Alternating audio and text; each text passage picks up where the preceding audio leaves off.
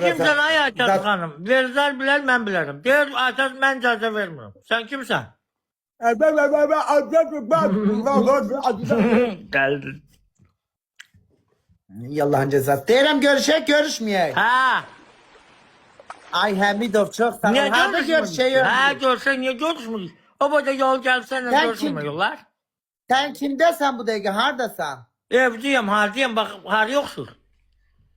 Töyləyə oxşamır ki, bilirəm evdəsən. Deyirəm kimdəsən, kimin yanına gəlmisən? Kardeşim bile. Qardaşına gəlmisən? Ha. O, qardaşın da sənin kimindir, yaraşıqlıdır. Hardan görürsün kardeşimi? Nə bilim, elə sənə baxanda hiss eləyirəm. Ha, hiss elə, hiss elə. Bu niye işlemedi? Ne hamısı elimizi vurxarab olur. Orxam əlin mənə də vuranda xarab olmuyum? Ne bileyim valla, yoxlayaq gərək onu. Oo, yaxşı ömrüm, inşallah gələndə yoxla. Geleceğim.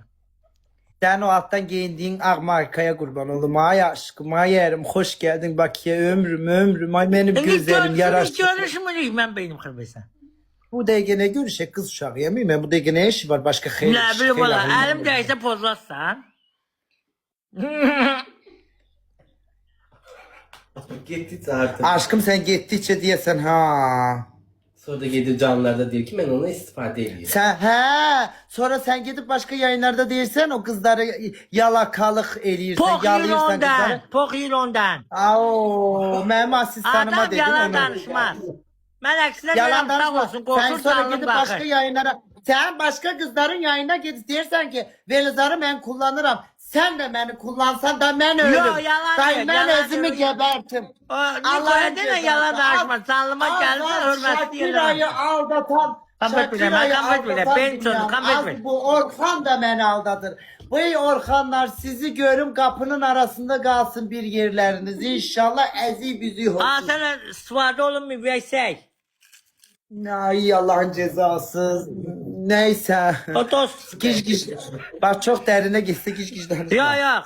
Aşk. Ya lütfen. Ha aşkım. Lütfen. Ağzında görüşmürük. Şimdi bu dəqiqə. Şimdi bu dakika saat 2'de bu dakika götürülür. Hə, ne bileyim 3x 2x hediye tınlar çok sağ ol. Neyle geldin be Akstafa'dan? Sprinterle. Yol bakımı. Sprinter ne be? Çiçek gazetesinin başına. Hə, avtobusla. Sprinter'den Mercedes. Bilmiyorum. Ha. Bu gizli.